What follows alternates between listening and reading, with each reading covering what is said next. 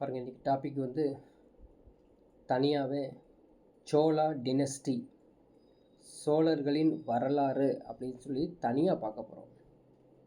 So ஏற்கனவே south Indian history, தென்னிந்திய வரலாற்றில் சோழர்கள் பற்றி ஏற்கனவே கொஞ்சம் பார்த்துருப்போம். இப்போ என்னென்னா டீப்பஸ்ட்டாக சோழா டினஸ்டியை நம்ம பார்க்கணும். அதே போல் அடுத்த ஒரு கிளாஸில் பாண்டியர்களின் வரலாறு, அதையும் தனியாகவே பார்ப்போம். இந்த ரெண்டுமே வந்து பார்த்திங்கன்னா டிஎன்பிசி டெட் எக்ஸாம்ஸில் வந்து கண்டிப்பாக கொஸ்டின்ஸ் வந்து டச் பண்ணுறாங்க. ஸோ பல்லவர்களுடைய ஆட்சி, ராஷ்டிர கூட்டாசு, அதெல்லாம் வந்து கொஞ்சம் கொஞ்சம் டச் பண்ணாமல் போனாலும் தமிழ்நாட்டில் முழுவதுமாக ஆட்சி செய்த அந்த சோழா டினஸ்டி, பாண்டியா டினஸ்டியை நம்ம வந்து டீப்பஸ்ட்டாக படித்து வச்சுக்கணுங்க. ஸோ இதில் வந்து பார்த்திங்கன்னா சோழருடைய அரசர்கள் யார் யார் முக்கியமானது அப்படிங்கிறது கம்ப்ளீட் டீட்டெயில்ஸ் வரப்பொழுது, இவங்களுடைய நிர்வாகம் எப்படி இருந்தது, அட்மினிஸ்ட்ரேஷன்ஸ், ஆர்மி, சரிங்களா, இது மாதிரி கண்டினியூவாக வந்து நிறைய இன்ஃபர்மேஷன்ஸ் இதில் வரும். சில இது பார்த்தீங்கன்னா டிஆர்பி லெவலில் இன்ஃபர்மேஷன்ஸ் வந்து ஸ்ட்ராங்காக இருக்கும், சரிங்களா. ஸோ சோழாவுடைய கம்ப்ளீட் டீட்டெயில்ஸ் அப்படிங்கிறது இந்த டாப்பிக்கில் தான் கவர் ஆகும், ஓகேங்களா. சரி, நம்ம ஸ்டார்ட் பண்ணலாம். ஃபஸ்ட்டு இந்த சோழர்கள் பற்றி யார் வந்து இந்த ஆட்சியை வந்து நிறுவனாங்க, சரிங்களா. So who was built or who was conquered அப்படிங்கிறது தான் இந்த சோழாவுடைய முக்கியமானது. ஃபஸ்ட்டு பார்க்கலாம் இவர் யார் அப்படின்னு. நேம் நோட் பண்ணிக்கலாம். ஃபஸ்ட் நேம் யார் அப்படின்னு பார்த்தீங்கன்னா விஜயாலயா, சரிங்களா, விஜயாலயா.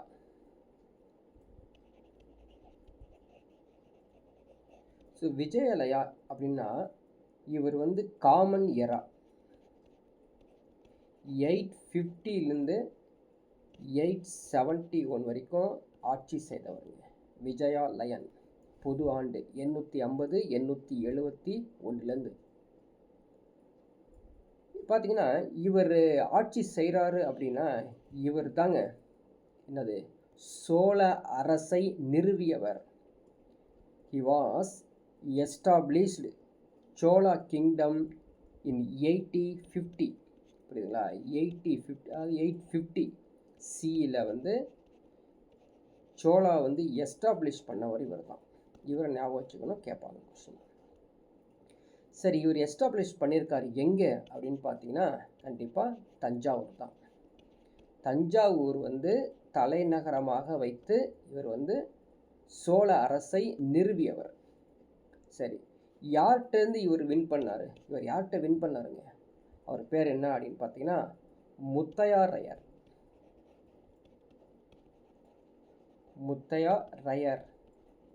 அவர்கிட்டருந்து இதை கன்க்யூர் பண்ணி டெல்டா பகுதி, காவேரி டெல்டா பகுதி இருக்குது பார்த்தீங்களா, எல்லா பிளேஸையும் அப்படியே கேப்சர் பண்ணார்.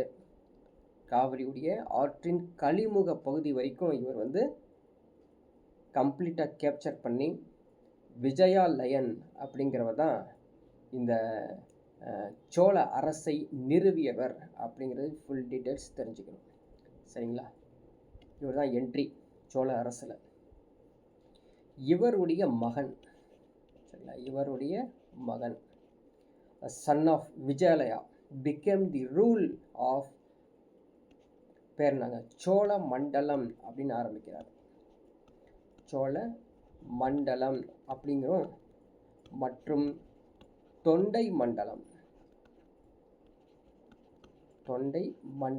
அப்படிங்கிறதும் ஒரு ரூல் ஸ்டார்ட் பண்ணுறாரு, ஆட்சி புரிகிறாருங்க இவர். இவருடைய பெயர் என்ன அப்படின்னு பார்த்தீங்கன்னா இவருடைய மகன் ஆட்சி புரிகிறாருங்க. இவருடைய பெயர், மகனுடைய பெயர் கேட்டாங்க அப்படின்னா தெரிஞ்சு வச்சுக்கணும். இவர் பேர் வந்து ஆதித்யா சோழன். 871லேருந்து 907 ஆஃப்டர் டெத் ஏடியில் ஆட்சி செய்தவர் ஆதித்யா சோழன், புரியுதுங்களா. அதாவது விஜயாலயாக்கு அடுத்தது ஆதித்யா சோழன், அவருடைய மகன். நெக்ஸ்ட் யார் வராங்க அப்படின்னு பார்த்தீங்கன்னா ஒரு முக்கியமானவர் கிபி 907லேருந்து 955 வரைக்கும் ஆட்சி செய்தவர்கள்.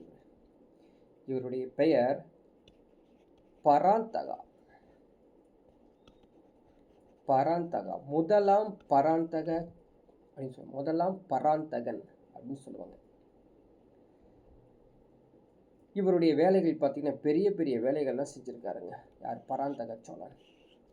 இவர் என்ன பண்ணுறாரு பாருங்க. இவருடைய ஒர்க்கு, இவர் செய்ய வேண்டிய ஒர்க்கு நேராக பாண்டிய நாட்டு மேலே, சரிங்களா, பாண்டிய நாட்டு மேலே படையெடுத்து போயிட்டு அங்கே வந்து பாண்டியரை வந்து வென்றவர், பாண்டியர்களை வென்றவர். அதனால தான் இவருக்கு பெயர் என்னது? மதுரை கொண்டான் அப்படின்னு பெயர். இவருடைய டைட்டில் பாருங்க, மதுரை கொண்டான். ஏன்னா பாண்டியர்களை வென்று மதுரையை தலைநகரமாக ஆக்கியதால் பராந்தக சோழன், முதலாம் பராந்தகத்துக்கு ஒரு டைட்டில் பேர் என்னது? மதுரை கொண்டான் அப்படின்னு ஒரு பெயர். இவருக்கு பார்த்தீங்கன்னா ஒரு ஃபேமஸான வார் ஒன்று இருக்குது, சரிங்களா.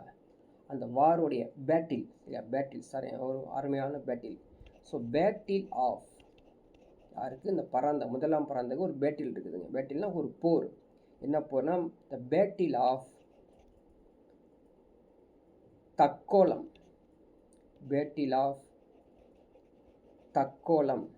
ஞாபகம், தக்கோலம் கேட்பாங்க. புகழ்பெற்ற தக்கோலம் போரில் யாரை வந்து வென்றார் அப்படின்னா ராஷ்டிரகூட மன்னன். ராஷ்டிரகூட்டாஸ் இருக்காங்க இல்லையா, அந்த ராஷ்டிரகூட்டாஸில் இருக்கக்கூடிய 3ஆம் கிருஷ்ணர், அங்கே படிச்சுட்டு வந்திருப்போம். 3ஆம் கிருஷ்ணரை வந்து தோற்கடித்து அவரை வந்து என்ன பண்ணுறாங்க? மரணமே அடைய செய்கிறாங்க. எப்போ அப்படின்னா இது நடந்தது கிபி 955. சரிங்களா, கிபி 955 நடந்தது. He was defeated by the Rashtrakutas rule Krishna III in the Battle of Takkolam. பராந்தகா died in, சரிங்களா, கிருஷ்ணனிடம் வந்து தோற்று என்ன பண்ணிட்டாங்க? கிருஷ்ணனிடம் தோற்று பராந்தகா இறந்துடுறாரு. கிருஷ்ணர் இறக்குறதில்ல, பராந்தகா இறந்துடுறாரு. நோட் பண்ணிக்கோங்க. பராந்தகா இஸ் டைடு இன் 1955. சரிங்களா. ஸோ கிருஷ்ணர் வந்து வென்றாருங்க இந்த போதில். இது முக்கியமானது, தெரிஞ்சு வச்சுக்கணும். ஸோ பேட்டில் ஆஃப் தக்கோலம் யாருக்கு இடையில் நடைபெற்றது அப்படின்னா முதலாம் பராந்தகனுக்கும் 3ஆம் கிருஷ்ணருக்கும் இடையே நடைபெற்றது. சரிங்களா. தக்கோலம் அப்படிங்கிற பிளேஸில் 3ஆம் கிருஷ்ணர் யார் அப்படின்னா ராஷ்டிரகூட மன்னர் அவர். சரிங்களா. இதில் வந்து பராந்தக சோழன் தோல்வி அடைந்து தன் உயிரையே மாண்டாருங்க கிபி 955. சரிங்களா.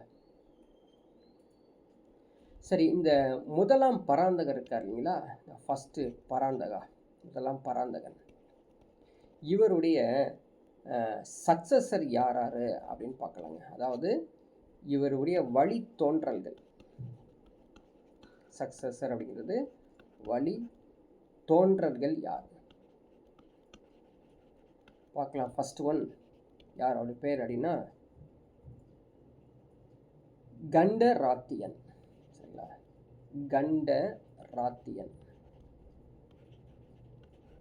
கண்டராத்தியா அப்படி சொல்லுவாங்க. கண்டராத்தியா 949 957 ஆட்சி செய்தவர். இரண்டாவது சக்சஸர் அப்படின்னு பார்த்தீங்கன்னா அரிஞ்சியன். அரிஞ்சியன் 956 957, எல்லாமே ஏடி தான்.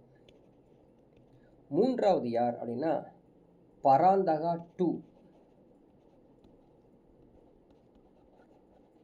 பராந்தகா II, இரண்டாம் பராந்தகன், கிபி 956 973. ஸோ டைம்லைன் சார்ட்டை வந்து கண்டிப்பாக நோட் பண்ணி வச்சுக்கோங்க. அதுக்கப்புறம் ஆதித்யா, ஆதித்யன், அது ஆதித்தன் அப்படின்னு சொல்லுவோம். ஆதித்தன் 956லேருந்து 966. 5வது ஆக யார் அப்படின்னா உத்தம சோழா, உத்தம சோழா. ஸோ உத்தம சோழா 965லேருந்து 985. ஸோ இது வரைக்கும் இவங்களுடைய சக்ஸஸர்ஸ் வந்து ஞாபகம் வச்சுக்கணும். ஓகேங்களா? அடுத்த ஒரு கிங் பார்க்கலாம். அவர் பேர் வந்து ஃபேமஸானவர் யார்? ராஜராஜா ஒன். ராஜராஜா ஒன், முதலாம் ராஜராஜன், முதலாம் ராஜராஜன் 985லேருந்து 1014 வரைக்கும் ஆட்சி செய்தவர். சரிங்களா? பாருங்க, இவர் என்னென்ன சக்ஸஸ் பண்ணியிருக்காரு அப்படின்னு பார்க்கலாம். காந்தலூர் அப்படிங்கிற ஒரு பிளேஸ், காந்தலூர் சாலை அப்படின்னு சொல்லுவோம். காந்தலூர் சாலை. ஸோ இந்த காந்தலூர் சாலை அப்படிங்கிற பிளேஸில் இவர் என்ன பண்ணுறாரு அப்படின்னு பார்த்தீங்கன்னா, சேர மன்னன் ஒருத்தர், சேர மன்னன், அவர் பேர் என்ன அப்படின்னு பார்த்தீங்கன்னா பாஸ்கரவர்மன் அப்படின்னு சொல்லுவாங்க. பேர் வந்து பாஸ்கர விவர்மன், பாஸ்கர விவர்மன் அப்படிங்கிற ஒரு சேர மன்னரை கடற்படைகளை கொண்டு தோற்கடிக்கிறாருங்க இந்த ராஜராஜன். ஃபஸ்ட்டு டிஃபீட் அவருது. செகண்ட் டிஃபீட் என்ன பண்ணுறாரு அப்படின்னா, பாண்டியர்களுடைய அரசன், பாண்டிய அரசன், அவர் பெயர் வந்து அமரபுஜங்கன், அமரபுஜங்கன், அவரையும் தோற்கடித்து பாண்டிய நாட்டுக்குள்ள சோழ ஆட்சியை உருவாக்குனவர் இந்த ராஜராஜன், முதலாம் Rajarajan. Second defeat. Third defeat என்ன தெரியுங்களா? மைசூருக்கு போகிறார். தேர்ட் டிஃபீட் வந்து அவர் மைசூருக்கு போகிறாருங்க. ஸோ மைசூரில் ஒரு முக்கியமான பிளேஸ் என்னென்ன பிளேஸ்ன்னு பாருங்கள். கங்கவாடி, கங்கவாடி, நுளம்பாடி, நுளம்பாடி, தடிகைப்பாடி. 3 பிளேசஸை வந்து ஞாபகம் வச்சுக்கோங்க. கங்கவாடி, நுளம்பாடி, தடிகைப்பாடி. இந்த பிளேஸையும் இவர் கேப்சர் பண்ணுறாருங்க. ஸோ 3 இம்பார்ட்டண்ட் டிஃபீட்ஸுங்க. யாருது? இந்த ராஜராஜன் ஒன். ஃபஸ்ட்டு வந்து காந்தலூர் சாலை, சேரமன்னன் பாஸ்கர விவர்மனை தோற்கடிக்கிறாரு. பாண்டிய நாட்டில் அமரபுஜனை தோற்கடித்து சோழாட்சியை கொண்டு வராரு. மைசூரில் கங்கவாடி, நூலம்பாடி, தடிகைப்பாடியும் இவர் வந்து கேப்சர் பண்ணுறாருங்க. இவரோட டிஃபீட் கண்டினியூ ஆகுதுங்க. இவர் வந்து நிறைய டெரிட்டரியை பிடிச்சவர் இந்த ராஜராஜன். ஓகேங்களா? அது இலங்கைக்கு போகிறார். அடுத்து எங்கே போகிறாருங்க? இலங்கைக்கு போகிறார். இலங்கைக்கு போன முதல் ராஜாங்க அவர். முதல் அங்கே இருக்க போய் ஃபஸ்ட்டு இலங்கைக்கு போகிறாருங்க. பட் என்னன்னா, இலங்கைக்கு இவர் போகலை. இலங்கைக்கு இவருடைய புதல்வன் தான் போகிறார். முதலாம் ராஜராஜனுடைய புதல்வன் கிளம்பி அங்கே போகிறாரு. இலங்கையில் யார் இருக்காரு அப்போ ஆட்சி செய்கிறார் யார் அப்படின்னா, மகிந்தன் அப்படிங்கிற ஒரு ஆட்சி செய்கிறாருங்க. மகிந்தன் 5, 5ஆம் மகிந்தன். அவர்கிட்ட போய் இவர் டிஃபீட் பண்ணி 5ஆம் மகிந்தனை ஓட வைக்கிறாருங்க. நாட்டை விட்டு ஓட வைக்கிறார். இதனால் என்னாச்சு அப்படின்னா, சோழ ஆட்சி இலங்கைக்கும் போகுதுங்க. இலங்கையில் எங்கே அப்படின்னா வடக்கு இலங்கை. சரிங்களா? வடக்கு இலங்கை யாருடைய ஆட்சிக்கு போயிருது? சோழ ஆட்சிகள் கீழே வந்துடுது. அங்கே இலங்கையில் ஏற்கனவே ஒரு தலைநகரம் இருந்துச்சு. இலங்கையில் வந்து ஏற்கனவே இருந்த தலைநகரம். ஸோ அதோடைய பெயர் என்ன அப்படின்னு பார்த்தீங்கன்னா அனுராதபுரம். அனுராதபுரம். இந்த அனுராதபுரத்தை அப்படியே வேறு பிளேஸ்க்கு, அதாவது அங்கே இருக்க தலைநகரை மாற்றி, சரிங்களா, பொல நறுவா பேர் பாருங்கள், பொல நறுவா, பொல நறுவா அப்படிங்கிறத ஒரு கேபிட்டலாக இவர் சேஞ்ச் பண்ணுறாருங்க. யார்? முதலாம் ராஜேந்திரனுடைய பையன். சரி, அங்கே வந்து பார்த்தீங்கன்னா ஒரு சிவாலயா அப்படின்னு சொல்லி ஒரு சிவன் கோயில் வந்து கட்டுறாருங்க. ஸோ இதுதான் இவருடைய அந்த இலங்கையுடைய கண்டினியூ டிஃபிட். நெக்ஸ்ட்டு இந்த ராஜராஜனுடைய நெக்ஸ்ட்டு டிஃபிட் அப்படின்னு எடுத்துட்டிங்கன்னா எங்கே போகிறாரு? கல்யாணி சாளுக்கா. சரிங்களா, கல்யாணி சாளுக்கா. இந்த கல்யாணி சாளுக்கியர்கள் அங்கே போயிட்டு அவர்கிட்டையும் வந்து போரிட்டு, சரிங்களா, அந்த கல்யாணி சாளுக்கிய ஆட்சி செய்த அரசன் பெயர் என்ன அப்படின்னு பார்த்தீங்கன்னா சத்திய ஸ்ரீயன். இவரையும் டிஃபீட் பண்ணி, சரிங்களா, ராய்ச்சூர்,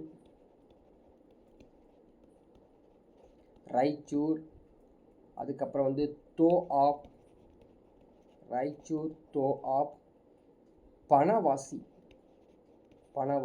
இந்த பிளேஸ் எல்லாம் இவர் கேப்சர் பண்ணிக்கிறாருங்க.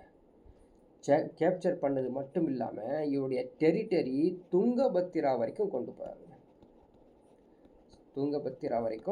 ஸோ பாருங்கள், இந்த முதலாம் ராஜராஜனுடைய டிஃபிட்டை கொஞ்சம் ரீகால் பண்ணி பார்த்தீங்கன்னா தெரியும். அவர் பாருங்கள், சேர மன்னரையும் பிடிக்கிறாரு, கேரளா பக்கம் பாண்டிய மன்னரையும் பிடிச்சிறாரு, மைசூருக்கும் போகிறாரு, சரிங்களா. அது இல்லாமல் இலங்கை, அந்த பக்கம் இருக்கக்கூடிய கல்யாணி சாளுக்காஸ் அவங்கள்ட்டையும் போகிறாரு. எல்லாத்தையுமே ஃபுல்லாகவே டெரிட்டரி கிட்ட சவுத் இந்தியா முழுக்கவே இந்த ராஜராஜ சோழன் வந்து கேப்சர் பண்ணிடுறாருங்க. இது மட்டும் இல்லாமல் இவருடைய கண்டினியூ டிஃபீட் பாருங்கள். இவர் தான் வந்து அதிகமாக டிஃபீட் பண்ணவர். என்னன்னா நெக்ஸ்ட்டு இவர் சோழர்கள்னு சொல்லுவாங்க. சோழர்கள் எந்த ஊரை சேர்ந்தவர்கள்னா தெலுங்கு. சோழர்கள் அப்படிங்கிறது தெலுங்கு, அவங்களையும் வந்து முறியடிக்கிறாருங்க, சரிங்களா. அதே போல் தெலுங்கு சோழர்களை முறியடித்து வெங்கி அரியணையை அதன் ஆட்சியாளரான சக்திவர்மனுக்கும் விமாலதி தத்தனுக்கும் முதலாம் ராஜேந்திரன் மீட்டு கொடுத்திருக்கிறார், சரிங்களா. சோழர்கள் எங்கங்க? தெலுங்கு நாட்டை சேர்ந்தவர்கள். இவங்களை வந்து தோற்கடித்து யாருக்கு கொடுத்துருக்காரு அப்படின்னா இந்த வெங்கி சாளுக்கான்னு சொல்லுவாங்க பார்த்தீங்களா, அவங்களுக்கு கொடுத்துருக்காங்க. வெங்கி சாளுக்காஸ் அங்கே வந்து பார்த்தீங்கன்னா யாருக்கு? 2 பேர்த்துக்கு கொடுத்துருக்காரு. சக்திவர்மனுக்கும் கொடுத்துருக்காரு. சக்திவர்மன் அவருக்கும், சரிங்களா, வேலாதி தித்தன் 2 பேர்த்துக்குமே இந்த முதலாம் ராஜேந்திரன் என்ன பண்ணியிருக்காரு அப்படின்னு பார்த்தீங்கன்னா ரூல்ஸை வந்து திரும்ப எடுத்து கொடுத்துருக்காரு. ரெஸ்டோரேஷன் பண்ணி கொடுத்துருக்காரு. இங்கிலீஷ்லாம் ரெஸ்டோரேஷன் வந்து பண்ணி கொடுக்குறாரு. அதுக்கப்புறம் பாருங்கள், இந்த விமாலத்தி இருக்குல்ல, விமலாதி வந்து பார்த்தீங்கன்னா இந்த இடத்துல வந்து இந்த ஒரு சின்ன சேஞ்சஸ் பண்ணிக்கோங்க. இந்த சேஞ்சஸ் என்னன்னா அந்த வியாலாதி கிடையாது, விமலாதி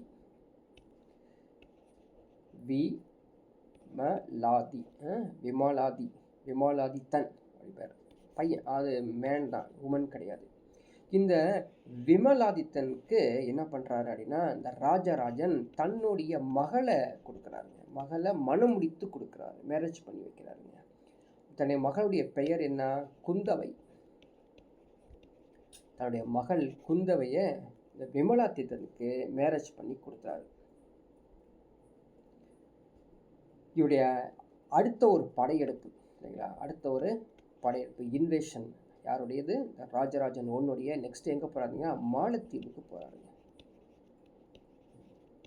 ஸோ மாலத்தீவில் ஒரு கடற்படை தாக்குதல் செஞ்சு மாலத்தீவை தன்னுடைய டெரிட்டரியை கேப்சர் பண்ணிக்கிறாருங்க அவர். ஸோ இவருடைய லாஸ்ட் கேப்சர், சரிங்களா. So against the Maldive islands which were conquered, சரிங்களா. the last military achievements அப்படின்னு கொஸ்டின் கேட்பாங்க. So Rajaraja's the last military achievement was a naval expedition against the Maldive lands which were conquered அப்படிங்கிறது ஒரு important informations ஞாபகம் வச்சுக்கோங்க. இவருக்கு அடுத்தது ராஜராஜன் முதலாம் ராஜராஜனுக்கு அடுத்த வந்தவர் யார் அப்படின்னு பார்த்தீங்கன்னா ராஜேந்திரா. முதலாம் ராஜேந்திரா சரிங்களா. இவர் 985 1014 வரைக்கும் ஆட்சி செய்தவர் தான். யாரு? இந்த முதலாம் ராஜேந்தர், ஏற்கனவே பார்த்தது தான். இவர் வந்து பார்த்தீங்கன்னா ஏற்கனவே பார்த்துருக்கோம். இவர் வந்து இலங்கையை வந்து கைப்பற்றிருக்காரு. அதுக்கப்புறம் வந்து பார்த்திங்கன்னா இலங்கை வடப்பகுதியை தன்னுடைய கண்ட்ரோலில் பண்ணார். அதே போல் வந்து இலங்கை தெற்கு பகுதியை இவர் வந்து தன்னுடைய சோழ பேரரசில் வந்து சேர்த்துக்கிட்டவர். இந்த முதலாம் ராஜேந்திரன் பிறகு தொடர்ந்து அவனுடைய டிஃபீட் வந்து பார்த்திங்கன்னா நார்த் இந்தியாவுக்கும் போயிருக்காருங்க. வட இந்தியா மீதும் படையெடுத்து போயிருக்காரு சரிங்களா. வட இந்தியாவில் எங்கே அப்படின்னா கங்கையை வந்து தன்னுடைய கட்டுப்பாட்டுக்கு கொண்டு வந்தனால இவருக்கு கங்கை கொண்டான் அப்படின்னு பேர். ஸோ ஏற்கனவே ஒருத்தரை பார்த்தோம், பராந்தக சோழன் மதுரை கொண்டான் பார்த்தோம். இப்போ ஒரு கங்கை கொண்டான். ஸோ கங்கை கொண்டான் மட்டும் இல்லாமல் கங்கை கொண்ட சோழபுரம் அப்படிங்கிற ஒரு பெயர்லையும் இவர் வந்து தன்னுடைய நகரை நிர்மாணித்தவர். அதுக்கப்புறம் வந்து பார்த்திங்கன்னா இந்த முதலாம் ராஜேந்திரன் நெக்ஸ்ட் ஒரு படையெடுப்பு அப்படின்னு பார்த்தீங்கன்னா கடாரத்தில் யார் இருந்தா? ஸ்ரீவிஜயம்.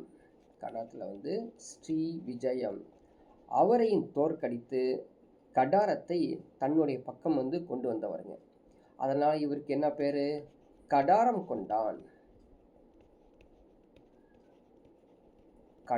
கொண்டான். ஸோ இது மாதிரி நிறைய டைட்டில்ஸ் வந்து இந்த ராஜராஜா 1 இருக்காந்தீங்களா அவருக்கு வந்துகிட்டே இருக்குது.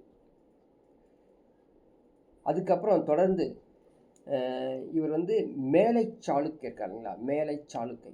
ஸோ கீழை சாளுக்கை மேலை சாளுக்கைன்னு சொல்லுவோம். மேலை சாளுக்கை அதாவது இப்போ வந்து பார்த்திங்கன்னா இந்த வெஸ்டர்ன் சாளுக்கா எம்பையர்ஸ் சரிங்களா. மேலை சாளுக்கியர்கள். இந்த மேலை சாளுக்கியர்களையும் இவர் தோற்கடித்து அதையும் தன்னுடைய கண்ட்ரோலில் கொண்டு வர எப்போ அப்படின்னு பார்த்தீங்கன்னா 1003 1009 இதில் வந்து போர் புரிந்து தன்னுடைய கண்ட்ரோலுக்கு கொண்டு வந்தார். அந்த கல்யாணி அப்படிங்கிற தலைநகரம் இருக்குது பார்த்தீங்களா, அதையும் தன் கண்ட்ரோலில் இவர் கொண்டு வந்துடுறாருங்க. ஸோ இப்படி இவருடைய கண்டினியூஸ் டிஃபீட் இருக்குதுங்க. அதனால் நம்ம என்ன பண்ணணும், இந்த முதலாம் ராஜராஜனுடைய டைட்டில்ஸ் என்ன அப்படிங்கிறத தெரிஞ்சுக்கங்க. 4 இம்பார்ட்டன்ட் டைட்டில்ஸ் இருக்குது. ஃபஸ்ட்டு பாருங்கள், டைட்டில்ஸ் என்ன எழுதுகிறேன் பாருங்கள். முடிக்கொண்ட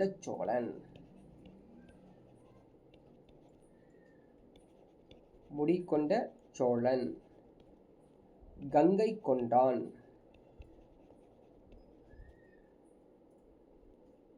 சரிங்களா. கங்கை கொண்டான் தெரிஞ்ச பேர் தான். முடிக்கொண்ட சோழன். இவர் படிக்காமல் இருந்தால் அதையும் படிச்சுக்கலாம். கங்கை கொண்டான், கடாரம் கொண்டான், பண்டித சோழன். ஸோ இதான் டைட்டில்ஸ். யாருடைய டைட்டில்? ராஜராஜா 1 முதலாம் ராஜராஜா இருக்குங்களா அவருடைய டைட்டில். சரி, இவருடைய இம்மிடியட் சக்சஸர்ஸ் யார்? வெறும் சக்சஸ் கொடுக்கல, பார்த்துக்குங்க. Immediate successors.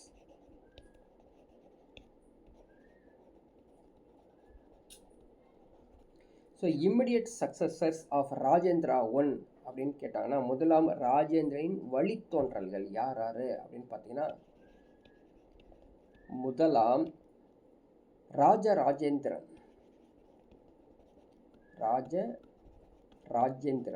முதலாம் ராஜராஜேந்திரன் 1018 1054 வரைக்கும் ஆட்சி செய்தவர்.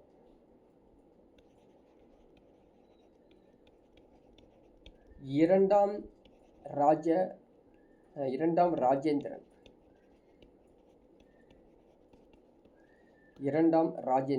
இவர் 1056லேருந்து 1064. அதுக்கடுத்தது ராச மகேந்திரன்.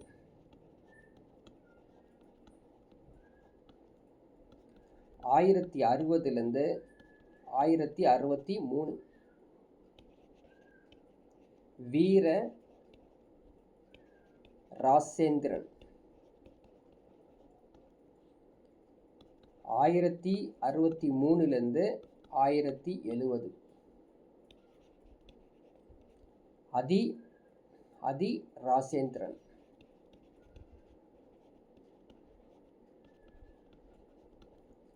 1067லேருந்து 1070. ஸோ அதான் இம்மிடியட் சக்ஸஸுடைய பேர்ஸ்லாம் நீங்கள் ஞாபகம் வச்சுக்கணும்.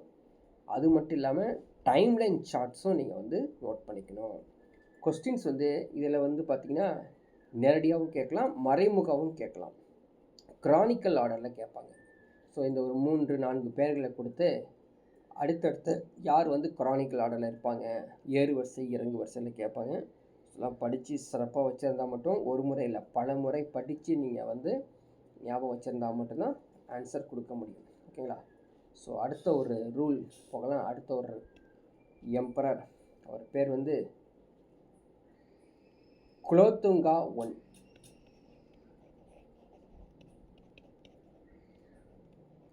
குலோத்துங்கா I, அதாவது முதலாம் குலோத்துங்க சோழன். 1071லேருந்து 1122. So timeline is very very important.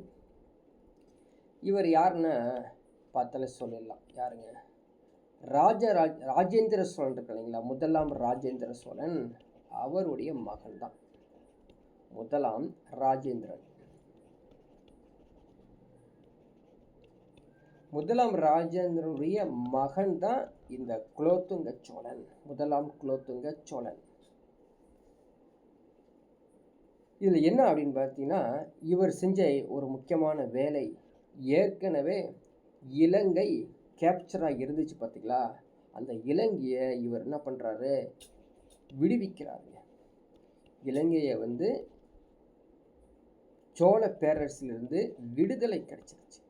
ஓகேங்களா? அது முக்கியமான ஒரு நிகழ்வு. முதலாம் குலோத்துங்க சோழன் 72 வணிகர்கள் வச்சிருந்தாருங்க. வணிகர்கள் குழு, 72 வணிகர்கள் குழு. சரிங்களா? Kulothunga large embassy of 72 merchants. எங்கே போகிறாங்க? வணிகர்கள் குழு சைனாக்கு போகிறாங்க. இது ஒரு ட்ரேடு சம்மந்தப்பட்டது. இவருக்கு ஒரு டைட்டில் நேம் இருக்குது. ஒரு டைட்டில் நேம் என்னங்க? சுங்கம் தவிர்த்த சோழன். டைட்டில்லாம் ஞாபகம் வச்சுக்கோங்க, கேட்பாங்க. சுங்கம் தவிர்த்த சோழன் அப்படிங்கிற ஒரு டைட்டில் நேம் இருக்குது. அதுக்கப்புறம் சோழர்கள் ஒரு அட்மினிஸ்ட்ரேஷன் பார்த்தீங்கன்னா மேலே போயிட்டு இருக்கும் பொழுது பாண்டியர்களுடைய அட்மினிஸ்ட்ரேஷனும் மேல் தோங்கி போகும்போது சோழ பேரரசு அப்படியே கொஞ்சம் கொஞ்சமாக டிக்ளைன் ஆகிட்டு இருக்குதுங்க. அதனால் நம்ம கடைசி சோழ அரசர் யார், லாஸ்ட் எம்பரர் ஆஃப் சோழாஸ் அப்படின்னு பார்த்தீங்கன்னா, கடைசி சோழ அரசர் மூன்றாம் ராஜேந்திரன். சரிங்களா? மூன்றாம் ராஜேந்திரன்.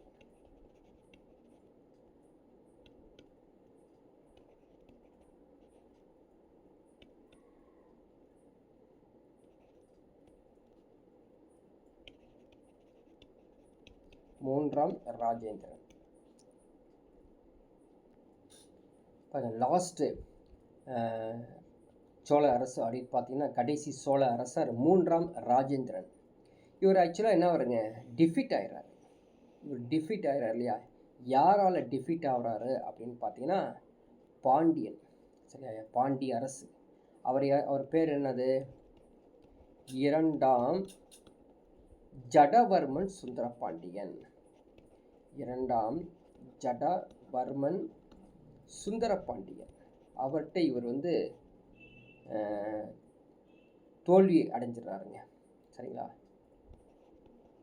ஸோ தோல்வி அடைஞ்சனால என்னாச்சு அப்படின்னு பார்த்தீங்கன்னா, சோழ நாடு பாண்டிய அரசுடன் இணைந்து விட்டது. இந்த கேள்வி கேட்பாங்க.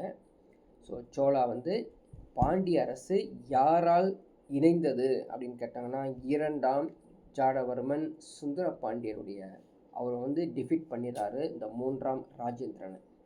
ஸோ அதனால் வந்து பார்த்திங்கன்னா சோழ டினஸ்டி வந்து டிக்ளைன் ஆகிடுது.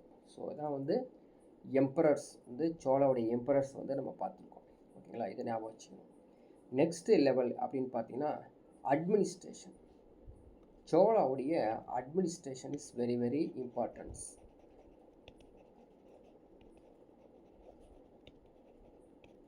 நிர்வாகம், சோழனுடைய நிர்வாகம். சரிங்களா? இப்போது எடுத்தடுப்பில் யார் ராஜா மன்னரை பார்க்குறோம். மன்னரை பார்க்குறோம் அப்படிங்கிறதெல்லாம் கிடையாது. மன்னரை வந்து எப்படி வச்சுருப்பாங்க அப்படின்னா, கடவுளுக்கு இணையாக, மன்னரை கடவுளுக்கு இணையாக வச்சுருப்பாங்க. சரிங்களா? அதனால் அவருக்கான பெயர்கள் என்ன அப்படின்னு பார்த்தீங்கன்னா பெருமான் என்று அழைப்பாங்க. பெருமான் அப்படின்னு அழைப்பாங்களாமா. வேற என்ன பேர்? பெருமாள் என்று ராஜாவை அழைப்பாங்க. உலகுடைய நாயன், உலகுடைய நாயனார், உலகுடைய நாயனார். சரிங்களா? ஸோ பிக் மேன் அப்படி சொல்லுவாங்க. The lord of the world, the lord of the வேர்ல்டுன்னு சொல்லி இந்த உலகுடைய நாயனார் எல்லாமே ஒரே மீனிங்கை தான் குறிக்கும். ஆனால் டிஃப்ரெண்ட் நேமில் வந்து கூப்பிட்றாங்க. இது இனிஷியல் டைமில் கூப்பிட்டதுங்க. நெக்ஸ்ட்டு கொஞ்ச நாள் கழிச்சு பிற்காலத்தில் சக்கரவர்த்தின்னு கூப்பிடுவாங்க. சக்கரவர்த்தினா அரசரை குறிக்கும். சரிங்களா? அதுக்கப்புறம் திருபுவன சக்கரவர்த்தி அப்படின்னு அழைப்பாங்க. சரிங்களா? அதாவது 3 உலகுக்கான பேரரசர் அப்படி சொல்லி தான் முடிசூட்டி விழாவில் சொல்லுவாங்களாமா. ஸோ அரசராக பட்டம் சூட்டும் பொழுது அவருக்கு வந்து என்ன நேம் கொடுக்குறாங்கன்னா தேவன் அப்படின்னு கூப்பிடுவாங்க. எல்லாமே ராஜாவுடைய கூப்பிடுறதுடைய பேர் தேவன் என்ற பின்னாடி கூப்பிட்டு சொல்லுவாங்களாமா. சிலது வந்து பார்த்திங்கன்னா அரசர்கள் தங்களை கடவுளின் நண்பன் போல மக்கள்கிட்ட சொல்லுவாங்களாமா. அந்த அளவுக்கு அதிகாரத்தை வச்சிருப்பாங்க. நண்பன் தம்பிரான் சோழன் அப்படின்னு கூப்பிடுவாங்க. தம்பிரான் சோழன் இது போல வந்து பெயர்களை கூப்பிட்டு அரசருக்கு வந்து ஒரு டாப் லெவலில் வச்சிருப்பாங்க. இவங்க வந்து பாருங்க, இந்த சோழர்கள் பிராமணர்களுக்கு நிலம் தானமாக வளர்ந்துருக்காங்க. சரிங்களா? பிராமணர்களுக்கு நிலம் தானமாக வளர்ந்துருக்காங்க. அதுக்கு வந்து என்ன பெயர் அப்படின்னு பார்த்தீங்கன்னா பிரம்மதேயம்.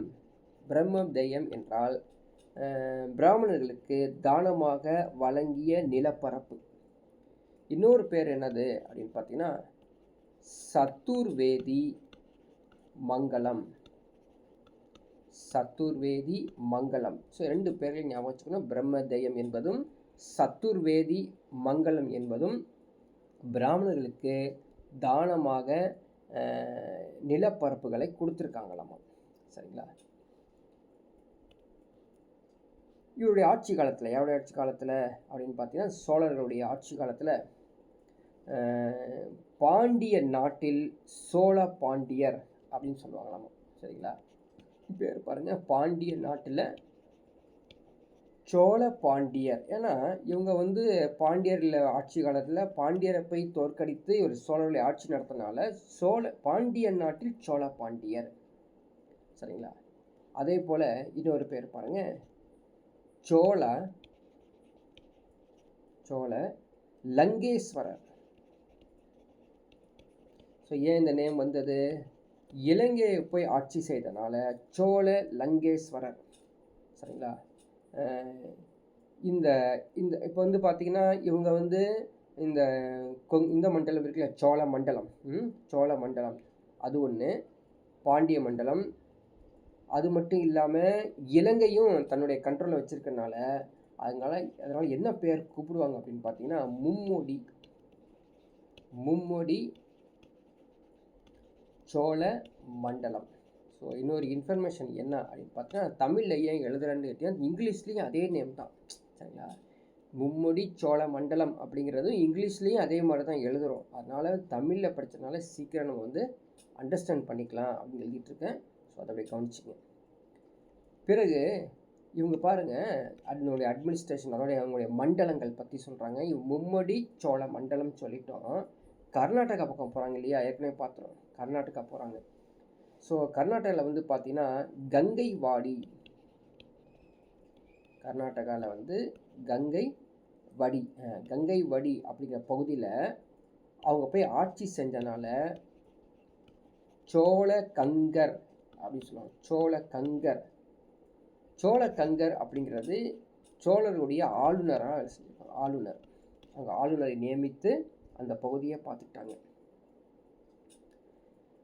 அது மட்டும் இல்லாமல் அப்படின்னு பார்த்தீங்கன்னா இருக்கு வேலீர் அப்படின்னு கேள்விப்பட்டிருப்பீங்க. வேலீர் கேள்விப்பட்டிருப்போம். இது இருக்கு வேலீர். இளங்கோ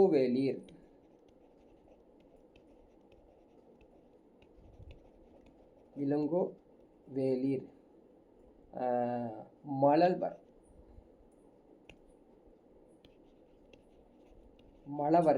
மழவர்கள், பாணர்கள். ஸோ இவர்களாக வந்து இதெல்லாம் ஞாபகம் வச்சுக்கணும். சரி, இவருடைய படை பார்க்கலாமா? ஆர்மி எப்படி இருந்தது, அதுவும் முக்கியமானது. இவருடைய படை 3 பிரிவுகளாக இருந்ததுங்க. படை வந்து 3 பிரிவுகளாக இருந்தது. சரிங்களா? என்னென்ன படை நம்மளுக்கு தெரியும், ஈஸியான படை தான், ஏற்கனவே படித்தது தான். என்னது? காலாட்படை, குதிரைப்படை, யானைப்படை. சரிங்களா? ஸோ இங்கிலீஷில் சொல்லணும்னா, so 3 conventional divisions are infantry, cavalry, elephant corps. சரிங்களா? இது வந்து ஆணை ஆட்கள் அப்படின்னு சொல்லுவாங்க. இது மட்டும் இல்லாமல் வில்லாளிகள் அப்படின்னு சொல்லுவாங்க. வில்லாளிகள் என்றால் வில் வீரர்கள் என்று பெயர். வாலிலர் அப்படின்னா வாள் வீரர்கள் அப்படின்னு என்று பெயர்.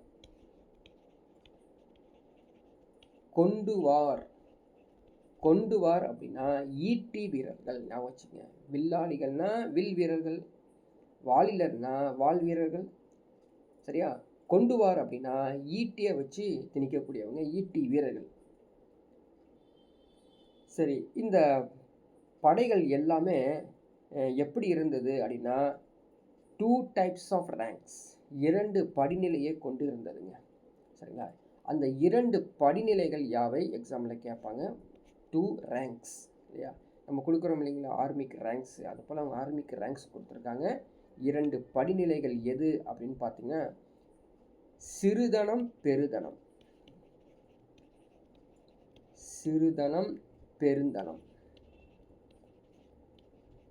இந்த பெயர்கள் வந்து தமிழ்லேயும் அதுதான், இங்கிலீஷ்லேயும் அதுதான். சிறுதனம் பெருந்தனம் அப்படின்னு ஞாபகம். சிறுந்தனம் என்று அழைப்பார்கள், பெருந்தனம் என்று அழைப்பார்கள். அதே போல் சோழர்களுடைய ஆட்சி காலத்தில் கப்பல்கள், எண்ணற்ற கப்பல்கள் இருந்துச்சுங்க. கப்பல்கள் 1-2 கப்பல்கள், நிறைய கப்பல்கள், எண்ணற்ற கப்பல்கள் இருந்தது. சரிங்களா? படை வீரர்களுக்கு என்ன பேர் வச்சு கூப்பிடுவாங்க ஆர்மியில் வந்து பார்த்தீங்கன்னா கொத்தவாலான்னு சொல்கிறோம் இல்லைங்களா? கொத்தவாலா அப்படிங்கிறது வந்து ஒரு போலீஸை கூப்பிடுவோம், காவல் நிலையத்துக்கு கொடுத்தாலும். ஃபவுஜ்னு சொல்லுவாங்க, நம்ம வந்து இந்தியாவில் ஃபவுஜ் அப்படின்னு சொல்லுவாங்க. இவங்களை வந்து படை வீரர்களை படைப்பற்று அப்படி என்று அழைப்பார்கள். படைப்பற்று. சரிங்களா? இந்த படையெல்லாம் வந்து ஒரு இடத்துல ஸ்டோர் பண்ணி வச்சுருப்பாங்க பார்த்தீங்களா, அதுக்கு பேர் என்ன அப்படின்னு பார்த்தீங்கன்னா படை வீடு. அதாவது படை முகாமின் தலைநகரம் மாதிரி படை வீடு வச்சுருப்பாங்க. சரிங்களா? சப்போஸ் படைகளை புதிதாக சேர்த்தார்கள் அப்படின்னா அதுக்கு வந்து நிலைப்படைகள் அப்படின்னு அர்த்தம். நிலைப்படைகள். ஸோ இப்போ இங்கிலீஷ்லேயும் அதே மாதிரி தான் வரும். இப்போ நேம் அதனால தான் தமிழ் எழுதுகிறேன். புதிதாக சேர்த்தார்கள் நிலைப்படைகள் அப்படின்னு சொல்லுவாங்க. படையில் இருக்கக்கூடிய இந்த ஆர்மி சீஃப் இருக்கார் இல்லைங்களா, அவருக்கு என்ன பெயர் அப்படின்னா நாயகம் அப்படின்னு சொல்லுவாங்க. நாயகம் என்று அழைப்பார்கள். நாயகம் பிற்காலத்தில் வந்து மாறி படை முதலி என்று அழைப்பார்கள். ஸோ நாயகம் ஃபஸ்ட் அழைப்பாங்க. தான் ஆர்மி சீஃபை வந்து நாயகம் என்று படைப்பிரிவின் தலைவர் வந்து நாயகம். பிறகு படை முதலி என்று அழைத்தார்கள். அதுக்கப்புறம் படை தளபதியை வந்து எப்படி கூப்பிடுவாங்க? சேனாபதி. தண்டநாயகம் படிச்சுக்கோ நம்ம. தண்டநாயகம். இத்தனை பெயர்கள் வந்து மாற்றி மாற்றி கூப்பிடுவாங்க. சரிங்களா? அடுத்தது போலாம் உள்ளாட்சி. ஸோ உள்ளாட்சி அப்படின்னா என்ன அர்த்தம்? Local organisation. சரிங்களா? உள்ளாட்சி அமைப்புகள். அங்கே ஊரில் எப்படி இருந்தது அப்படின்னு பார்க்கலாங்க. ஃபஸ்ட்டு எப்படி இருந்தது? ஊரார். இங்கிலீஷ்லேயே அதை தான் தமிழில் ஊரார். சபையார்.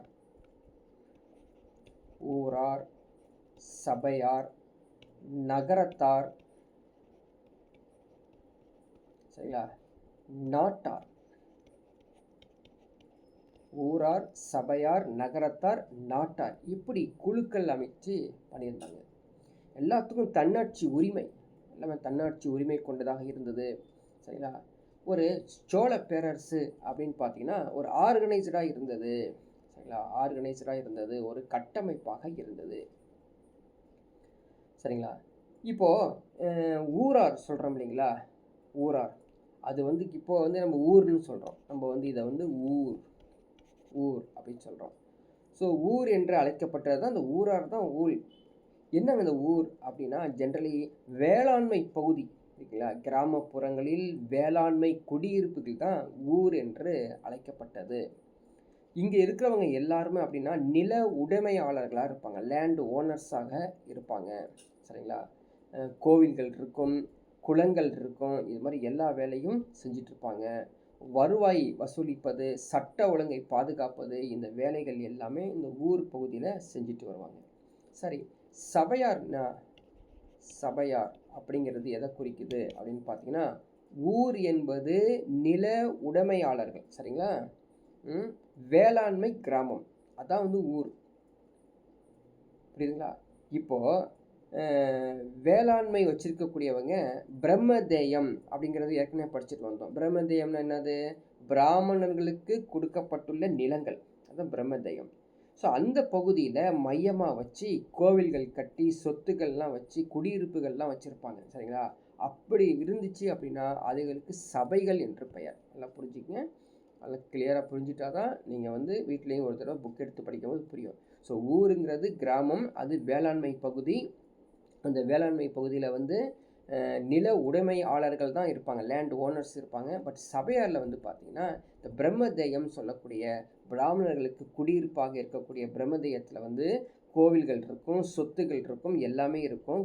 அங்கே குடியிருப்புகள் இருக்கும், மக்கள் வந்து குடியிருப்புகள் இருப்பாங்க. அதை தான் சபைகள் என்று அழைக்கிறோம். சரிங்களா?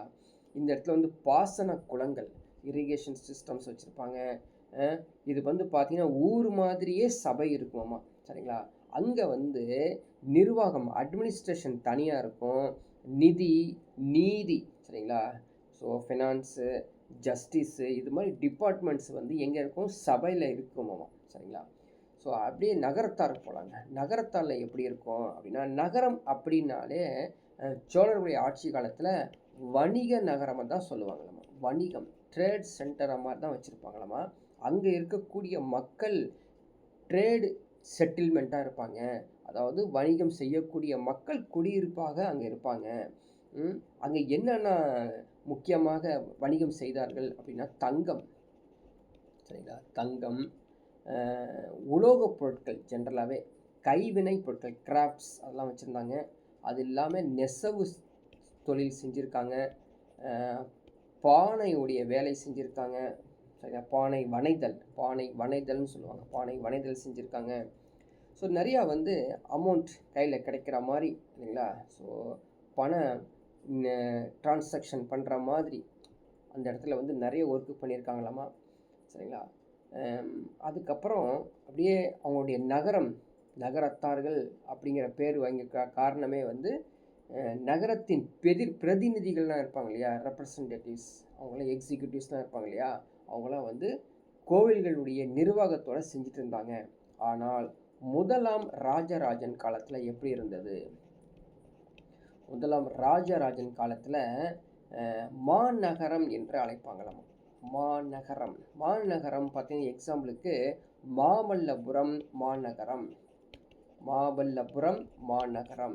இது ராஜராஜன் காலத்தில் நிர்வகிக்கப்பட்ட ஒரு குழுவாக நிர்வகிக்கப்பட்டது இருந்துச்சாமா.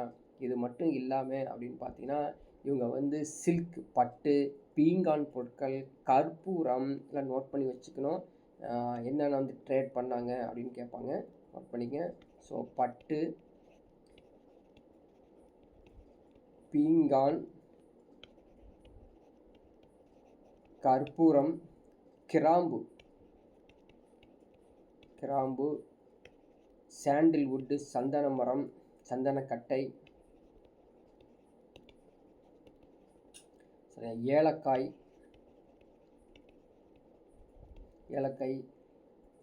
சரிங்களா. இதெல்லாம் வந்து அவங்க சேல்ஸுக்காக வச்சுருந்தாங்க. சீன வரலாற்று குறிப்பில் குறிக்கப்பட்டுள்ளது. சரிங்களா. ஸோ என்ன அப்படின்னு பார்த்தீங்கன்னா இந்த வணிகம் செய்வதற்காக இவர் என்ன பண்ணுறாரு அப்படின்னா கொஞ்சம் எக்ஸைஸ் டியூட்டியை வந்து ரிலீஸ் பண்ணுறாருங்க. சரிங்களா. அதனால் கேள்விப்பட்டிருப்போம். இவருக்கு சுங்கம் தவிர்த்த சோழன் அப்படிங்கிறது பேரில் நம்ம பார்த்துருக்கோம். சரிங்களா. இங்கிலீஷில் சொல்லணும்னா silk, porcelain, camphor, cloves, sandalwood, cardamom. So cardamom இருக்கு இல்லையா, அது எல்லாமே வந்து இவங்க வந்து ட்ரேடுக்காக யூஸ் பண்ணியிருந்தாங்க. இது வந்து பார்த்தோம். ஸோ கடைசியாக இன்னொன்று பார்த்துங்க, நாட்டார். சரி, நாட்டார் இது என்ன அப்படின்னு பார்த்தீங்கன்னா பிரம்மதேயம்னா என்ன, இந்த பிராமணர்களுக்கு இலவசமாக கொடுக்கப்பட்ட நிலங்களை தவிர எல்லாம் நோட் பண்ணிக்கோங்க. அதான் பிரம்மதேயன் வந்து சபையார் பகுதியில் போகுது. நாட்டார் வந்து பிரம்மதேயங்கள் நீங்களாக இருக்கக்கூடிய ஊர்களின் தொகுப்பு அல்லது நாடு அப்படின்னு சொல்லுவாங்க. நாடு அதுதான். இங்கே என்ன அப்படின்னு பார்த்தீங்கன்னா கொஞ்சம் சிஸ்டம்ஸாக வச்சுருப்பாங்க. நாடில் என்ன சிஸ்டம் அப்படின்னா கால்வாய்கள் இருக்கும், குளங்கள் இருக்கும். எங்கே? இந்த நாட்டார் பகுதியில் வந்து கால்வாய்கள், குளங்கள், இரிகேஷன் சிஸ்டம்ஸ், பாசன ஆதாரங்கள் எல்லாமே வச்சுருப்பாங்க. சரிங்களா. வேளாண் வகை நிலங்கள் காணப்படும் இந்த நாட்டார் பகுதியில், முக்கியமானது. அங்கே வந்து பார்த்திங்கன்னா ஆஸ் யூஷுவல் அட்மினிஸ்ட்ரேஷன் இருக்கும், ஜஸ்டிஸ் இருக்கும், ஃபினான்ஸ் டிபார்ட்மெண்ட் இருக்கும். எல்லா பணிகளும் அந்த இடத்துல வேலை நடந்துகிட்டே இருக்குமா. நாட்டார்கள் அப்படின்ட்டாங்களா, நாட்டார்களுக்கு மரியாதை செலுத்தும் வகையில், சரிங்களா, அவங்களுக்கு வந்து ஒரு பேர் சொல்கிறாங்க. நாட்டார்களுக்கு மரியாதை செலுத்தும் வகையில் அவர்களுக்கு பேர் எப்படி அழைப்பாங்கன்னா ஆசுடையான் என்றால் என்ன? நில உரிமையாளரை வந்து ஆசுடையான். அரையான், எக்ஸாம்பிள் ஏற்கனவே கேட்டிருக்காங்க, படிச்சுக்க. அரையன் என்றால் வழி நடத்துபவர். கிழவன் அப்படின்னு என்றால் தலைவர். ஸோ 3 பட்டங்கள் அந்த நாட்டார்களுக்கு வச்சிருப்பாங்க. ஆசுடையான், அரையன், கிழவன். ஆசுடையான் என்றால் லேண்ட் ஓனர்ஸ். சரிங்களா. அரையான் அப்படின்னு பார்த்தீங்கன்னா அது பொசஸர் ஆஃப் லேண்ட். ஆசுடையான் வந்து பொசஸ் ஆஃப் லேண்ட். அரையான் அப்படிங்கிறது லீடர். கிழவன் அப்படிங்கிறது ஹெட்மேன். சரிங்களா. நான் வச்சுக்கேன், நான் வந்து எக்ஸாம்பிள் கேட்பாங்க. அதே மாதிரி கேள்விப்பட்டிருக்கோம் இல்லையா, என்ன கேள்விப்பட்டிருக்கோம்? குல ஓடைமலை, அதாவது உள்ளாட்சி தேர்தல் நடத்தின முக்கியமானது யாருன்னா இந்த சோழர்களுடைய ஆட்சி தான். உள்ளாட்சி தேர்தல், லோக்கல் பாடி எலெக்ஷன் நடத்தியிருக்காங்க இவங்க. உள்ளாட்சி தேர்தல்களும் சரிங்களா, இவங்க நடத்துனது பாருங்கள், உள்ளாட்சி தேர்தல்களும். அது மட்டும் இல்லாமல் உத்திரமேரூர் கல்வெட்டில் இது பொறிக்கப்பட்டுள்ளது அப்படிங்கிறது முக்கியமானது. உத்திரமேரூர் கல்வெட்டு சரிங்களா, உத்திரமேரூர் கல்வெட்டில் உள்ளாட்சி தேர்தல் நடந்ததாக உத்திரமேரூர் இன்ஸ்கிரிப்ஷன் இதில் உள்ளாட்சி தேர்தல் நடந்ததாக அனைத்து இன்ஃபர்மேஷன்ஸும் கொடுக்கப்பட்டுள்ளது. சரி, இவங்களுடைய அடுத்தது பார்க்கணும்னா எக்கனாமி எப்படி இருந்தது. எக்கனாமி, பொருளாதாரம். ஸோ பொருளாதாரம் சோழர்களுடைய ஆட்சி காலத்தில் அப்படின்னு எடுத்துக்கிட்டோன்னா அக்ரிகல்ச்சர் தான். வேறு ஒன்றும் அவங்களுடைய பொருளாதாரம் பெருசாகவே கிடையாது, ஒன்லி வேளாண்மை. சோழர் காலகட்டத்தில் மிகப்பெரிய வளர்ச்சியில் இந்த வேளாண்மை நிர்வாகம் இருந்தது, விரிவாக்கமாக இருந்தது சரிங்களா. எல்லாரும் இந்த வேளாண்மையை சிறப்பாக செய்வாங்களாமா சரிங்களா. இப்படி இருக்கும் பொழுது இந்த நிலம் இருக்குது பார்த்தீங்களா, அக்ரிகல்ச்சரல் லேண்ட்ஸ், அதுலேருந்து நில வருவாய் எடுப்பாங்களாமா. நில வருவாய், இந்த நில வருவாயை கரெக்டாக ஒரு தலைவர் ஒருத்தர் இருப்பாராமா சரிங்களா. அந்த தலைவருடைய பெயர் நாயகம் அப்படின்னு அழைப்பாங்களாமா. அந்த நாயகம் இந்த பரிவர்த்தனை, இந்த நில வருவாய் பரிவர்த்தனைலாம் செய்வாங்களாமா. அதே மாதிரி இவங்கள லேண்ட் ரெவென்யூ அண்ட் சர்வே கூட நடந்திருக்கு சரிங்களா. லேண்ட் ரெவென்யூ அண்ட் சர்வே, நில வருவாயும் நில அளவையும் வச்சுருந்துருக்காங்க அப்படிங்கிறது முக்கியமானது. யார் இந்த நில வருவாய் நில அளவு வச்சுருந்தாரு அப்படின்னு பார்த்தீங்கன்னா 1001 முதலாம் ராஜராஜன் வச்சுருந்தாராமா. ஒரு அப்பாயின்மெண்ட் பண்ணி வச்சுருந்தார் இதெல்லாம் பார்க்குறதுக்காக.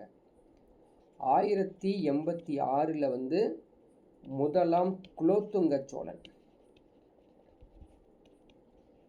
குலோத்துங்கன் அவர் அப்பாயின்மெண்ட் பண்ணியிருந்தார். 1226 மூன்றாம் குலோத்துங்கன்.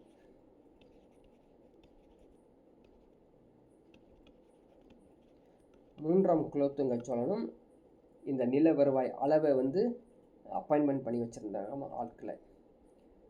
இந்த நில அளவீடு பண்ணுறாங்க இல்லைங்களா, சர்வே பண்ணுறாங்களா, அவரை என்னவென்று அழைப்பார்கள் அப்படின்னா நாடு வகை செய்கிற அப்படின்னு சொல்லுவாங்க. நாடு வகை செய்கிற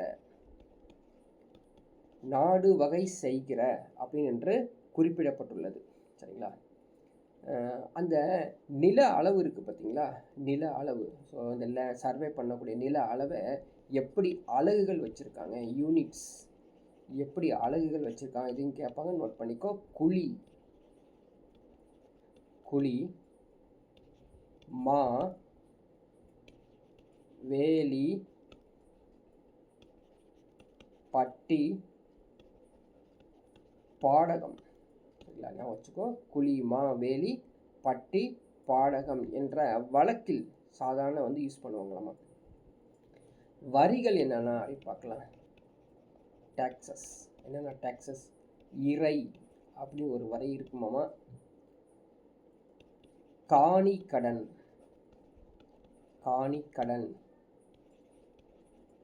இறை கட்டின காணிக்கடன்,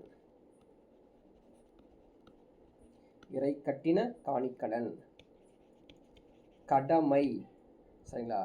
இது போன்ற வரிகள் இருக்கும். ஸோ டாக்ஸஸ் நேமை சிறப்பாக படித்து வச்சுக்கோங்க. இதுவே பார்த்தீங்கன்னா டெனன்ட்ஸ்க்கு விட்டுருவாங்க. சில இடங்களில் டெனன்ட்ஸ், அதாவது குத்தகைக்கு விட்டுருவாங்களாமா.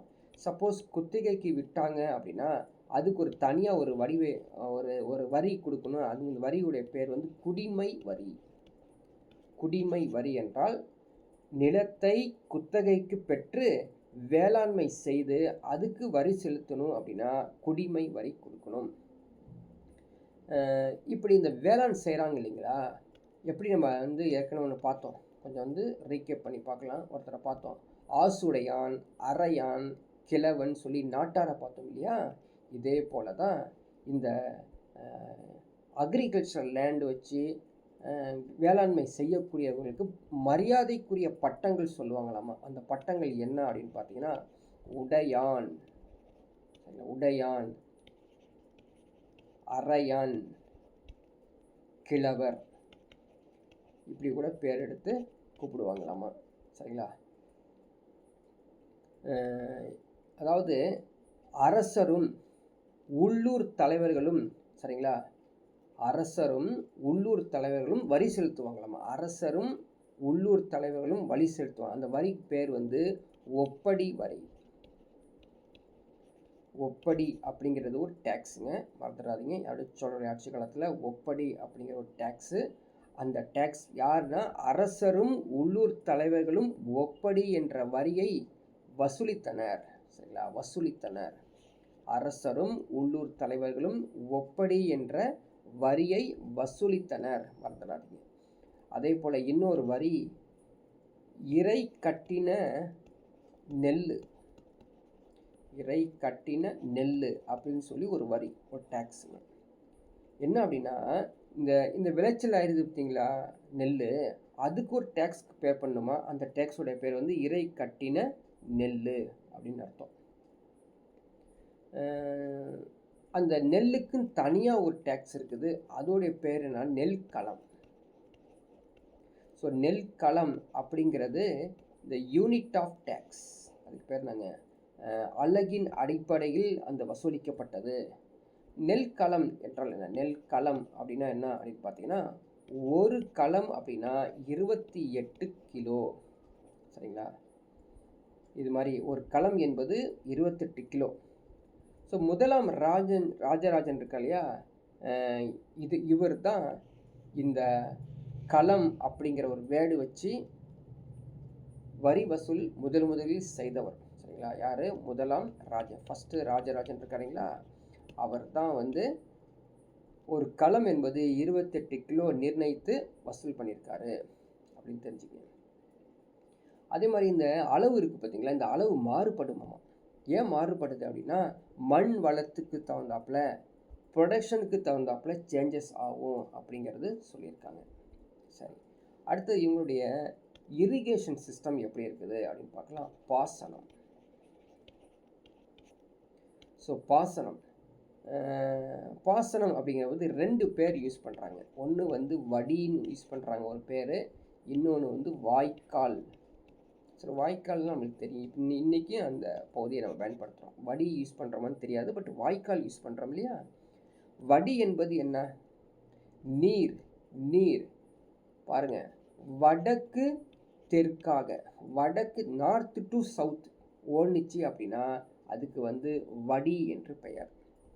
ஸோ அது நீர் இருக்கு இல்லைங்களா, அந்த water system north place to south place போணுச்சு அப்படின்னா அதுக்கு வடி என்று பெயர். இன்கேஸ் ஈஸ்ட்டு டு வெஸ்ட்டு போணுச்சு அப்படின்னா அதுக்கு வாய்க்கால் என்று பெயர். அவ்வளோதான், இது ஞாபகம் வச்சுக்கோங்க, கேட்பாங்க எக்ஸாமில். நார்த்து டு சவுத்து தண்ணி ஓடுனுச்சு அப்படின்னா அதுக்கு பேர் வடி என்று பெயர். ஈஸ்ட்டு டு வெஸ்ட்டு போணுச்சு அப்படின்னா அதுக்கு வாய்க்கால் என்று பெயர். இது இல்லாமல் இன்னொரு நேம் இருக்குது, கவனிச்சுக்கோங்க, நிற்கின்றவாறு. பாருங்கள், சாதாரணமாக தமிழ் ஒன்று, நிற்கின்றவாறு. நிற்கின்றவாறு அப்படிங்கிற ஒரு வேர்டு யூஸ் பண்ணுவாங்க. என்ன மீனிங் அப்படின்னா, டிஸ்ட்ரிபியூஷன் சிஸ்டம். நீரை பங்கீடு செஞ்சிங்க அப்படின்னா அதுக்கு நிற்கின்றவாறு என்று அழைப்பாங்க. சரிங்களா? குமிழ் என்று அழைப்பாங்க. குமிழ். குமிழ் என்றால் என்ன? சோழர் ஆட்சி காலத்தில் குமிழ் என்று அழைக்கப்படுவது எதுக்கு? மதகு. மதகு கேள்விப்பட்டிருப்போம் இல்லையா, அணையிலேருந்து திறந்து விடக்கூடிய மதகு. இன்கேஸ் தலைவாய், தலைவாய் அப்படின்னு ஒன்று கூடுவாங்க. இது எதுக்கு அப்படின்னா தலைமடையை தான் தலைவாய் என்று அழைக்கிறாங்க. அது நீர் வந்து திறந்து விடக்கூடிய பகுதியை வந்து மதகுன்னு இப்போ சொல்கிறோம். இப்போ நீங்கள் நியூஸில் கேட்டிங்கன்னு தெரியும், மேட்டூரில் வந்து இத்தனை மதகுகள் உள்ளது அப்படின்னு சொல்லுவாங்க. அதை வந்து குமிழ் என்று அழைத்தார்கள் சோழருடைய ஆட்சி காலத்தில். தலைமடையை வந்து தலைவாய் என்று அழைத்தார்கள். அப்புறம் வந்து இன்னொரு பேர் இருக்குது, எங்கள் குளம். எங்கள் குலம். எங்கள் குலம் என்றால் ஊரில் இருக்கும் ஒரு களத்தை எங்கள் குலம் அப்படின்னு சொல்லுவாங்களாமா. எங்கள் குலம் என்று அழைக்கப்பட்டது. சரிங்களா? அதுக்கப்புறம் வெட்டி. வெட்டின்னு ஒரு பெயர். இன்னொரு பெயர் வந்து அமஞ்சி. அமஞ்சி இவங்கெல்லாம் யாரு? வெட்டி அமஞ்சி என்பது காசே வாங்காமல் உழைப்பாங்களாமா. காசே வாங்காமல் உழைப்பார்கள். அது ஊதியமில்லா உழைப்பு செய்பவர்களை வெட்டி அமஞ்சி என்று அழைப்பார்கள். நான் வச்சுக்கோ, எக்ஸாமில் கேட்டிருக்காங்க, நோட் பண்ணி வச்சுக்கோ. சரி, சோழருடைய ஆட்சி காலத்தில் சொசைட்டி அண்ட் இட்ஸ் ஸ்ட்ரக்சர் எப்படி இருந்தது கேட்பாங்க. இதுவும் சமூகமும் அதன் கட்டமைப்பும் எப்படி இருந்தது அப்படிங்கிறது கொஞ்சம் ஞாபகம் வச்சுக்கணும். சிலது நம்ம ஏற்கனவே சொல்லியிருப்போம். பிரம்மதேய குடியிருப்புகள்லாம் தெரியும். பிரம்மதேய குடியிருப்புகள்லாம் யாருது? பிரம்மதேய குடியிருப்புகள் அப்படின்னா இவங்கெல்லாம் வந்து உயர் தகுதி நிலையில் இருப்பாங்களாமா. ஹை கிளாஸ் பீப்புள் அப்படி. ஏன்னா அங்கே யார்? பிராமணர்கள் இருந்தனால உயர் தகுதி பீப்புள் அப்படின்னு சொல்லுவாங்க. இதுவே வந்து இந்த பிரம்மதேயத்தை ஓனாக வச்சுருப்பாங்க இல்லையா, அவங்களுக்கு வந்து கிழவர் அப்படின்னு அழைப்பாங்க. கிழவர் என்றால் பிரம்மதேய கிழவர் அப்படின்னா ஓன் லேண்ட் வந்து வச்சுருப்பாங்க. இதுவே யாருக்காவது தானமாக கொடுத்துட்டாங்கன்னா தேவதானம். ஸோ தேவதானம் என்றால் கோவிலுக்கு தானமாக வழங்கப்பட்ட நிலக்கொடை, தேவதானம். ஸோ என்ன ஸ்பெஷல் இது அப்படின்னு பார்த்தீங்கன்னா, இந்த பிரம்மதேயம், தேவதானம் இதுக்கெலாம் வந்து எந்த ஒரு வரியும் கிடையாது. ஜாலியாக அப்படியே வந்து என்ஜாய் பண்ணலாம் அப்படிங்கிறது தான் முக்கியமானது. அதே போல் வந்து பார்த்திங்கன்னா இன்னொரு 2 பெயர்கள் வந்து பயன்படுத்துகிறாங்க. பாருங்கள் என்னென்ன பெயர்கள் அப்படின்னு பார்த்தீங்கன்னா, உழுக்குடி, உழுக்குடிகள். உழுக்குடிகள் அப்படின்னா என்ன அப்படின்றாங்க. உழுக்குடிகள். இன்னொன்று வந்து கீழ்வார், கீழ்வார்த்தை. கீழ்வார்த்தை, கீழ்வார்த்தை. உழுக்குடிகள் என்றால் என்ன, கீழ்வார்த்தை என்றால் என்ன பார்த்துங்க. உழுக்குடினா அதிக பங்கு. அதிக பங்கு அதாவது நில உடைமையாளர்கள் தன்னுடைய தன்னுடைய விளைச்சலில் வந்து அதிகமாக பங்கு செலுத்தினால் அவர்கள் உழுக்குடிகள் என்று அழைக்கப்பட்டார்கள். சரிங்களா?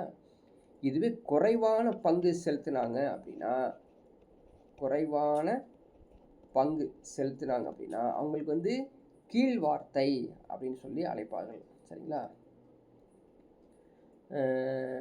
அதே வந்து பார்த்திங்கன்னா அடிமைகளாக இருப்பாங்களா சில பேர். அடிமைகள், உழைப்பாளிகளாக இருப்பாங்க. அவங்களுக்கு என்ன பெயர் அப்படின்னா பணி செய் மக்கள். பணி செய் மக்கள் என்று அழைப்பார்கள். இவர்கள் யாருன்னா உழைப்பாளிகள், அடிமைகள். சரி, சோழருடைய ஆட்சி காலத்தில் மதங்கள் எப்படி இருந்தது? மதங்கள், மதம் என்ன மதம் அப்படின்னு பார்த்தீங்கன்னா அரசர். அதான் அரசர் என்ன மதம்?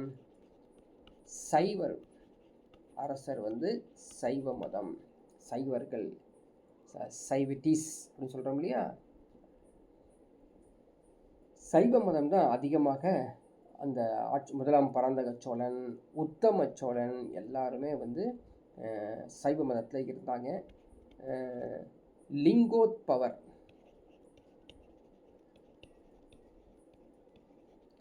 லிங்கோத்பவர், லிங்கோத்பவர் என்ற குறியீடு ஒரு வடிவத்தை வச்சுருந்தாங்களாமா.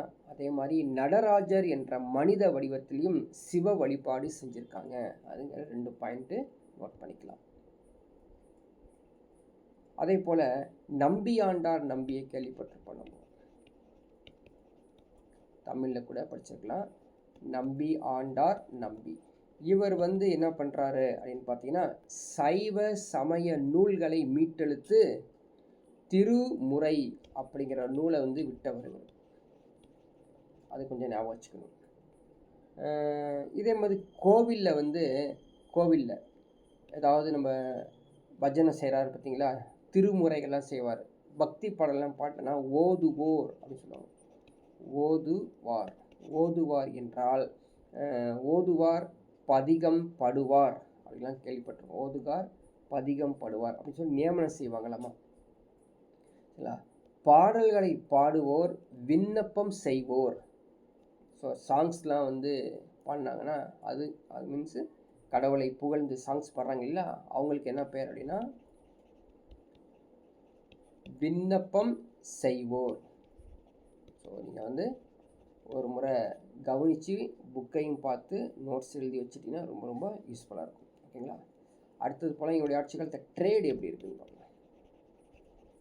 ட்ரேடு வணிகம். சரிங்களா? வணிகம் பாருங்கள் யாரால என்னென்ன பேர் வந்து அழைக்கிறார்கள். 5 வண்ணத்தார். 5 வண்ணத்தார். அதே மாதிரி மணி கிராமத்தார்.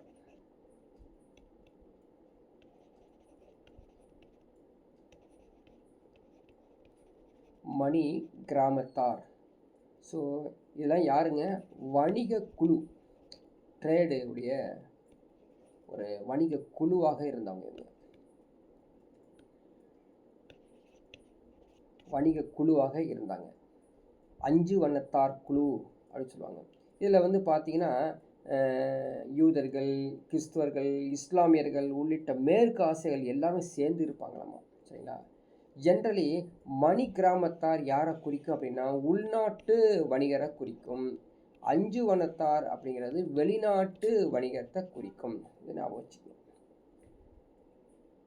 அதே மாதிரி பாருங்கள் வலஞ்சியர் அப்படின்னு இருந்தாங்க. வலஞ்சியர் எல்லாமே இன்ஃபர்மேஷன் முக்கியமானது, எக்ஸாம்பிள் கேட்பாங்க. வலஞ்சியர். வலஞ்சியர் என்ற பெயர்களுடன் சில வணிக குழு இயங்கிச்சாமா. சரிங்களா?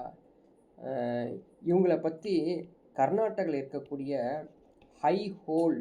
சரிங்களா? ஹைஹோல் அப்படிங்கிற பிளேஸில் இவங்க வந்து இந்த குழு இருந்ததாக சொல்கிறாங்க. சரிங்களா?